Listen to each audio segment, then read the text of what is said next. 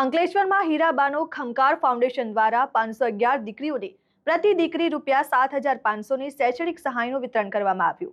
હીરાબાનો ખમકાર foundation દ્વારા અંકલેશ્વરના શારદા ભવન town hall ખાતે ભવ્ય કાર્યક્રમ યોજાયો હતો, જેમાં અંકલેશ્વર પંથકની 511 દીકરીઓને પ્રતિ દીકરી ₹7,500ની શૈક્ષણિક સહાય રૂપે ચેક વિતરણ કરવામાં આવ્યા.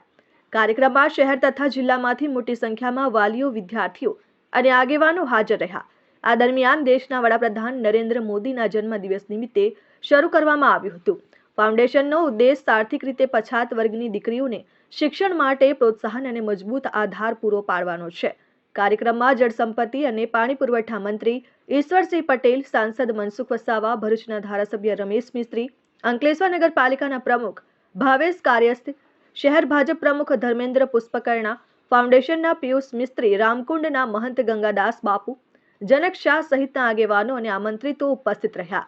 આદરણીય પ્રધાનમંત્રી શ્રી નરેન્દ્રભાઈ મોદી સાહેબના 75 વર્ષ પૂર્ણ કરી એ નિમિત્તે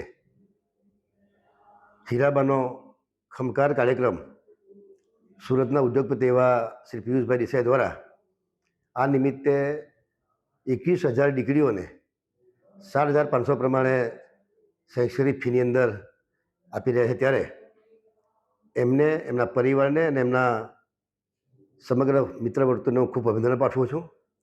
આ નિમિત્તે અંકલેશ્વર ખાતે પણ 511 દીકરીઓને 7,500 પ્રમાણે આજે આ પિયુષભાઈ દેસાઈ દ્વારા